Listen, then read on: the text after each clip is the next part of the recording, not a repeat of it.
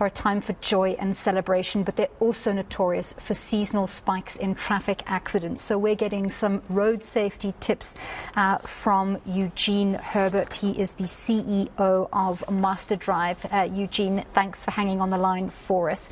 So we were talking about the use of phones as a distraction to drivers, both on long distances and in short distances. But I want to talk about another thing that could be distracting or that are a hazardous condition, and that's terrible road surface conditions.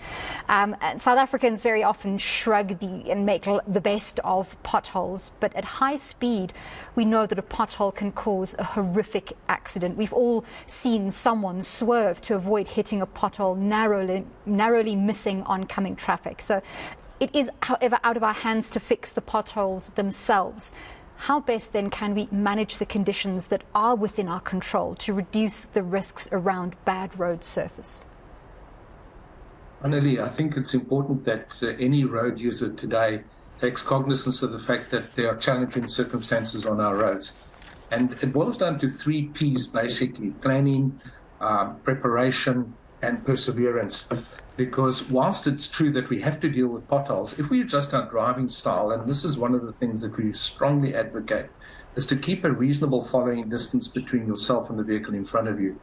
It would allow you, in the event of possibly the vehicle in front swerving to avoid a pothole, that you're not going to be sitting on their tail, and as a result you either slam on your brakes, which causes a challenge for the driver behind you, or alternatively you actually hit the pothole and you cause damage to your vehicle. And remember, it's not just the tire that could be damaged, the rim could be damaged, in fact the suspension could be damaged as well. So if we want to avoid to the best extent possible, let's keep a following distance that's more than 3 seconds. The other thing that we should also take cognizance of the fact is that, you know, the posted speed limit of 120 is not the target speed. Why do we have to travel at that speed? And of course, as traffic increases, it creates more and more problems. People are wanting to get to their destination. And of course, then you throw in something to the mix, such as we were discussing earlier about talking on the cell phone. A driver should be aware of their circumstances at all times, which means they must plan to get adequate rest. And it's all very well leaving at 1 o'clock in the morning or 2 o'clock in the morning to get to your destination. But do we need to question whether or not we adequately rested in order to be able to do that? The second thing that we should do is always plan to take regular breaks. It's not really a sign of great manhood that a person can drive for 13 hours non-stop. This is really something that should be warned against. And then, of course, we must make sure that in the world of travel today, where we have children in the back of the car, they're not a source of distraction. Because if you're continually looking over your shoulder to discipline the children that's in the back of you, it really is a big, big distraction. So just those simple things can help us arrive at our destination safely. Eugene, looking at the South African context, there are so many risks and hazards. We're talking about overloaded public transport. We're talking about badly maintained roads where passenger vehicles are competing with heavy load vehicles, trucks, transporting necessities. So we can't say they're not allowed to use those roads. We are looking at crime and road safety in terms of drivers being targeted at night. We're looking at load shedding.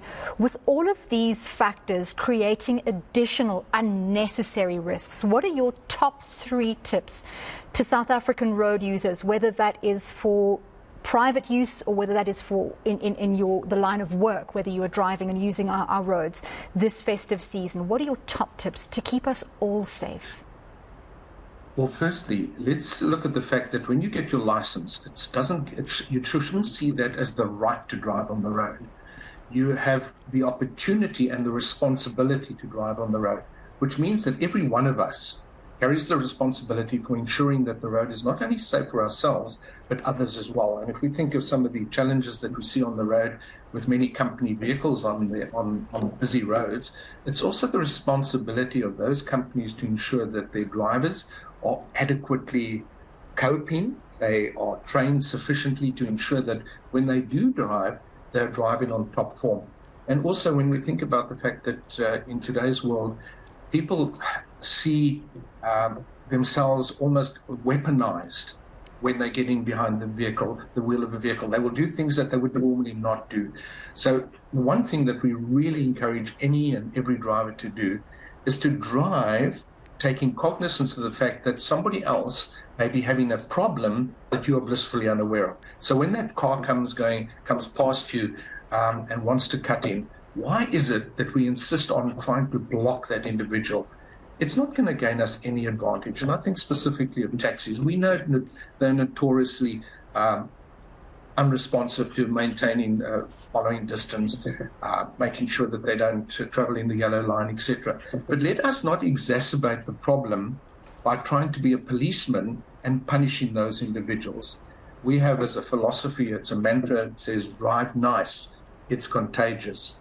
And if you're driving with a view to enjoying the experience, then surely you'll be able to arrive at your destination, not only safe for yourself, but for every other road user.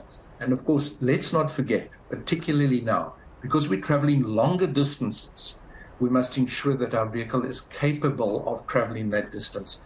Are our tires correctly spec'd for the vehicle? Are we ensuring that we can see clearly? To stop and fill up the vehicle with fuel is not the only reason we should do that. We should also clear our windscreen, make sure that our lights are clean if we're traveling at night, so that effectively as a total solution, we enable ourselves to get to our destination. Because if I can just share one last stat with you, the number of people we kill on our roads annually is equivalent to a big jet, a jumbo jet, crashing every 10 days. Now, if we know that there's things that are going to destroy us or hurt us, surely there should be a reason why we discontinue those bad habits. Absolutely, and I love your sentiment that there's a community of drivers and that we're all part of a bigger picture. We should be working together to make roads safe for everyone. Just a quick last question to you, Eugene, if I may. I've seen a lot of drivers of late driving with headphones on, and I wondered to myself whether that was possibly hampering their ability to detect noises on the road, such as possibly sirens of emergency vehicles. If a driver in the next lane on the highway is possibly in trouble, they wouldn't necessarily hear that. What's your take on headphones? Annalie, it's the same applies to a person who's cycling or running. They shouldn't be having headphones on because they're preventing themselves from using one of our basic and intrinsic sensors to prevent a problem. It could even be that when you're sitting at the traffic light, you don't hear that hijacker approach the car. You don't hear that emergency vehicle as you described. That could be responding to a very serious crash where lives may be involved.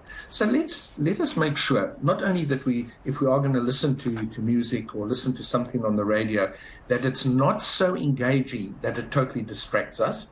And let the volume also be of such a level that we're able to hear other things that are taking place in our environment that could impact on our driving.